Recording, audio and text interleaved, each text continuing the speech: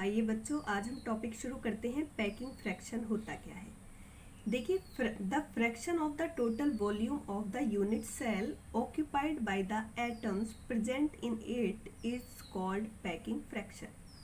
तो क्या समझे आप इससे कि जो यूनिट सेल के अंदर उसके एटम्स प्रेजेंट हैं, उसके अंदर वो यूनिट सेल का जितना स्पेस ऑक्यूपाइड कर लेते हैं वो क्या कहलाता है, उसका पैकिंग फ्रैक्शन। यानी पैकिंग फ्रैक्शन क्या है, space which is occupied by the atoms present in the unit cell. अब देखिए, पैकिंग फ्रैक्शन के लिए यदि हम फॉर्मूला लिखें तो packing fraction equal to volume occupied by atoms, क्योंकि जो एटम्स प्रेजेंट हैं वही तो वॉल्यूम ऑक्यूपाइड करेंगे यूनिट सेल का, upon volume of unit cell. यानी कि इस फॉर्मूले से हम क्या निकाल सकते हैं बच्चों, पैकिंग फ्रैक्शन। और कभी कभी एग्जाम में परसेंट पैकिंग फ्रैक्शन भी पूछा जाता है, तो आप क्या करेंगे, केवल यहाँ पर 100 का मल्टीप्लाई हो जाएगा, तो उससे हम क्या निकाल देंगे, परसेंट पैकिंग फ्रैक्शन। तो समझे बच्चों, पैकिंग फ्रैक्शन क्या होता है, वो fraction of the total volume of the unit cell occupied by the atoms present in it is called packing fraction। अब देखिए कैसे कैलकुलेट करेंगे हम किसी यूनिट सेल का कि कितना स्पेस ऑक्यूपाइड कर लिया है उसमें जो प्रेजेंट एटम्स हैं उन्होंने। तो सबसे पहले देखो, सिंपल यूनिट सेल का देखते हैं कितना स्पेस ऑक्यूपाइड किया है जो सिंपल यूनिट सेल के अंदर एटम्स प्रेजेंट हैं उन्होंने। तो सबसे पहले सिंपल यूनिट सेल देखो कैसी होती है, जिसमें एटम्स कहाँ पर प्रेजेंट होते हैं, कॉर्नर पर प्रेजेंट होते हैं। अब इस यूनिट सेल का हमें पैकिंग फ्रैक्शन निकालना है, यानी कि कितना स्पेस ऑक्यूपाइड हो गया है, किन से हो गया है, उसमें जो प्रेजेंट एटम्स हैं।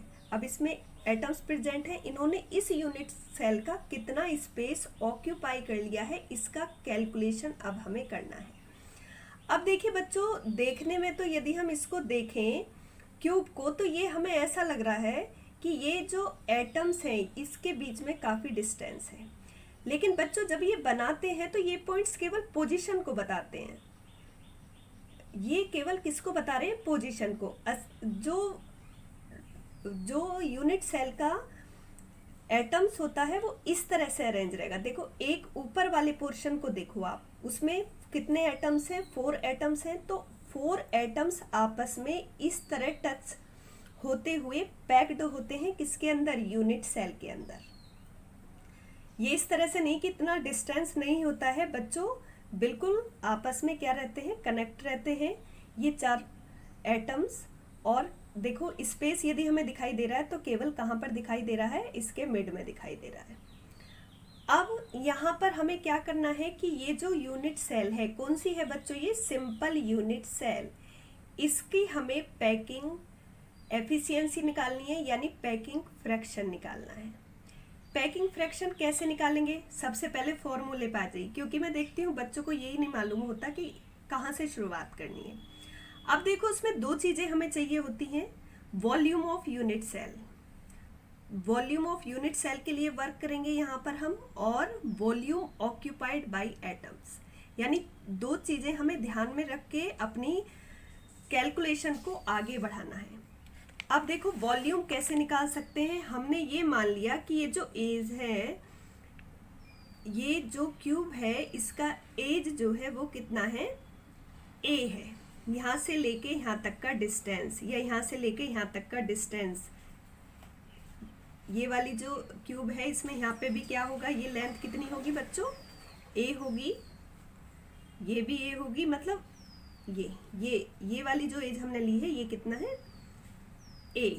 एज इसका ए हो गया है। और ए, क्योंकि देखो एटम्स जो होते हैं बच्चों, यहाँ पे ध्यान दो, एटम्स जो होते हैं वो स्फीयर मान के चलते हैं, ये गोल हो गए स्फीयर, और यहाँ से लेके यहाँ तक का जो डिस्टेंस है उसको हमने आर मान लिया, क्योंकि ये स्फीयर का रेडियस ही हो गया, और रेडियस को क्या लिखते हैं, आर लेते हैं। इतना तो मैथमेटिक्स में आप पढ़े हुए हो। अब इस चीज को हमने ऐसे करा, कोई जरूरी नहीं है ऊपर के पोर्शन से ही हम इसको समझें, जो बिल्कुल आपको फ्रंट पे दिखाई दे रहा है उससे भी आप समझ सकते हो। कोई सा भी पोर्शन आप लेके इसको समझ सकते हो। तो यहाँ से लेके यहाँ तक की डिस्टेंस क्या थी, वो a थी, और एक a में यहाँ से लेके यहाँ तक की डिस्टेंस ये r, फिर यहाँ से लेके यहाँ तक ये भी r, क्योंकि क्या है, ये स्फेयर का रेडियस है। अब चलो कैलकुलेशन करते हैं। अब हमने क्या माना बच्चों, suppose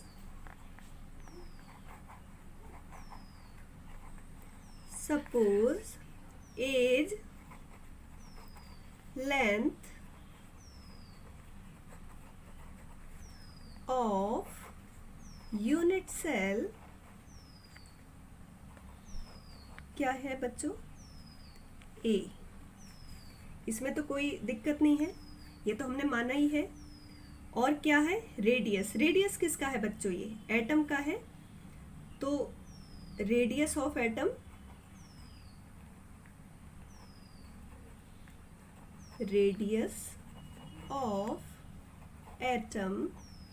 equal to r। Radius क्या हो गया। अब बच्चों देखो ये क्योंकि हमें जो क्यूब है इसका वॉल्यूम निकालना है। तो वॉल्यूम के लिए हमें, वॉल्यूम का फॉर्मूला क्या होता है क्यूब के लिए, a का क्यूब ही तो होता है। तो लिखते हैं, चलो पहले वॉल्यूम ऑफ यूनिट सेल। यहाँ पे हम ये क्या है, यूनिट सेल। तो इसका यूनिट सेल का क्या निकाल रहे हैं, वॉल्यूम। अब क्या होता है यूनिट सेल का वॉल्यूम, देखो ये क्यूब है और इसका फॉर्मूला क्या होता है, a क्यूब। यदि हमें वॉल्यूम निकालना हो क्यूब का, तो जिसको हमने क्या माना है, यूनिट सेल, उसका फॉर्मूला क्या होता है, a3, यानी कि जो एज है उसकी पावर 3 क्यूब। तो देखो जरा a3 है, a3 हमने लिख दिया, a की पावर 3। बच्चों अब जरा ध्यान दीजिए कि जो a है, a में कितने r आ रहे हैं, 2r, क्योंकि यहाँ से लेके यहाँ तक की लेंथ हमने a मानी है। तो क्या हम a को r की फॉर्म में भी लिख सकते हैं, बिल्कुल लिख सकते हैं। तो पहले यहाँ लिख लीजिए a 2r,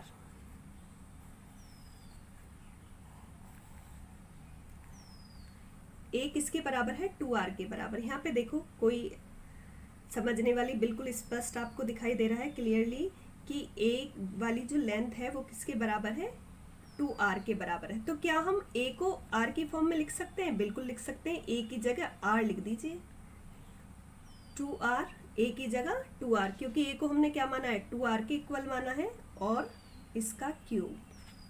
इसको सॉल्व करेंगे तो कितना आएगा, 8r क्यूब। यहाँ तक कोई दिक्कत। अब देखो यहाँ तक क्यों आए हम, क्योंकि हमारा जो पैकिंग फ्रैक्शन का फॉर्मूला है उसमें वॉल्यूम चाहिए यूनिट सेल का। तो यहाँ तक तो हमें आना ही है कि वॉल्यूम हम निकाल सकें यूनिट सेल का, और यूनिट सेल का यदि वॉल्यूम निकालना है तो हमें एज भी चाहिए। और वो हमने क्या माना, पहले एज a माना और a का क्यूब रखा, क्योंकि ये फॉर्मूला तो मैथमेटिक्स का है कि क्यूब का जो वॉल्यूम होता है वो कितना होता है। अब ये हम क्या निकाल चुके हैं, वॉल्यूम ऑफ यूनिट सेल, यानी कि यहाँ पर इतना वर्क हमारा हो चुका है कि हमने वॉल्यूम ऑफ यूनिट सेल को निकाल लिया है। अब हमें इसके लिए वर्क करना है, क्या है ये, वॉल्यूम ऑक्यूपाइड बाय एटम। अब हमें वो वॉल्यूम निकालना है जो एक एटम ऑक्यूपाइड कर लेता है, एटम्स जो ऑक्यूपाई कर लेते हैं। चलिए इसको निकालने के लिए देखो क्या करते हैं। पहले जो आप ये देखो कि इसमें कितने एटम्स प्रेजेंट होते हैं। ये इससे प्रीवियस लेक्चर में बच्चों मैंने पढ़ाया है कि जो सिंपल यूनिट सेल होती है, बेसिक यूनिट सेल जिसको बोलते हैं, उसमें नंबर ऑफ एटम्स कितना होता है, number of atoms in unit cell कितना है। अलग अलग यूनिट सेल में नंबर ऑफ एटम्स अलग अलग थे। हम यहाँ पर किसकी बात कर रहे हैं, जो हमारे सामने यूनिट सेल है, यानी सिंपल यूनिट सेल का पैकिंग फ्रैक्शन निकाल रहे हैं, तो हम इसी की बात करेंगे। तो यहाँ पर number of atoms in unit cell कितना है बच्चों, 1 है। और मैंने कहा कि एटम्स को कैसा मानते हैं, स्फेयर मानते हैं। तो क्या स्फेयर का वॉल्यूम भी निकालना आता है आपको, स्फेयर का वॉल्यूम, यानी कि यहाँ स्फेयर ना बोल के हमने क्या बोल दिया, atom. Volume of 1 atom, sphere का वॉल्यूम क्या होता है ये हमें मालूम होना चाहिए मैथमेटिक्स में, कि ये तो एक फॉर्मूले है 4/3 पाई आर क्यूब, ये तो हमें मालूम होना ही चाहिए। क्यों? क्योंकि वॉल्यूम किसका निकाल रहे हैं? एटम का निकाल रहे हैं, और एटम कैसा है? स्फीयर है, गोल है। और किसी गोल जो एटम होता है या जो हमारा सर्कल होता है उसका वॉल्यूम कैसे निकालते हैं, उसके लिए तो फॉर्मूला ये होता है। तो ये सभी बच्चों को मालूम होना चाहिए। नहीं मालूम है तो आप देख लीजिए कि वॉल्यूम क्या होगा एटम का, 4/3। और ये क्यों माना है? क्योंकि एटम स्फीयर है, इसलिए हमने स्फीयर वाला क्या रखा है, वॉल्यूम निकालने का फॉर्मूला रख दिया है। अब देखिए क्या है, वॉल्यूम ऑफ वन एटम हमारा निकल गया है। अब हमें क्या निकालना है, यानी कि हमारी दोनों चीजें निकल गई हैं। वॉल्यूम ऑफ यूनिट सेल भी हमने निकाल लिया है, और वॉल्यूम ऑफ वन एटम भी। वन एटम यहाँ पे क्यों लिया? क्योंकि इस सेल में होता ही वन एटम है। यदि 2 एटम्स होते तो 2 से मल्टीप्लाई कर देते, 4 होते तो 4 से मल्टीप्लाई कर देते। अब देखो ये, अब पैकिंग फ्रैक्शन निकालते हैं। पैकिंग फ्रैक्शन, पैकिंग फ्रैक्शन किसका निकाल रहे हैं? सिंपल यूनिट सेल का। कैसे निकालेंगे बच्चों? देखिए, किसका वॉल्यूम लेना है? ऊपर हमें एटम का क्या लेना है? वॉल्यूम लेना है। तो वॉल्यूम एटम का क्या हुआ बच्चों? कितना है? 4/3 4/3 pi R cube upon, unit cell का वॉल्यूम कितना था? 8R cube. इसमें तो कोई दिक्कत नहीं है बच्चों। देखिए अब R से R कैंसिल हो गया। हमने A को R की फॉर्म में चेंज इसलिए किया था ताकि हमारा R कैंसिल हो जाए। अब यदि हम A को R की फॉर्म में ना लिखते, यहाँ पे देखो ये ध्यान देने की बात है बच्चों, A को R की फॉर्म में चेंज करने की जरूरत क्या थी? जरूरत यहाँ आपको इस दिखाई दे रही है कि R से R कैंसिल हो जाता है। यदि यहाँ पर A होता तो आपका कैंसिल थोड़ी ना होता, फिर आप कैसे निकाल पाते पैकिंग फ्रैक्शन? यहाँ पे R लिखा हुआ होता, यहाँ पे R। अब देखो ये क्या हो गया है? कैंसिल हो गया है। फिर हमें क्या करना है? पाई की वैल्यू लिख के, जो हमारा वैल्यू आएगी, पाई की वैल्यू कितनी होती है? 3.143।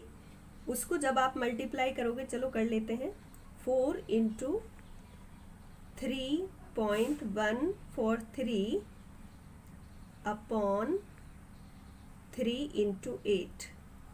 तो अब देखिए यहाँ पर कैलकुलेट करके कितना आ जाएगा? 0.524। बच्चों कभी कभी पैकिंग फ्रैक्शन किस में पूछ लेता है? परसेंटेज में। तो यदि परसेंट पैकिंग फ्रैक्शन आपको लिखना हो, परसेंट पैकिंग फ्रैक्शन,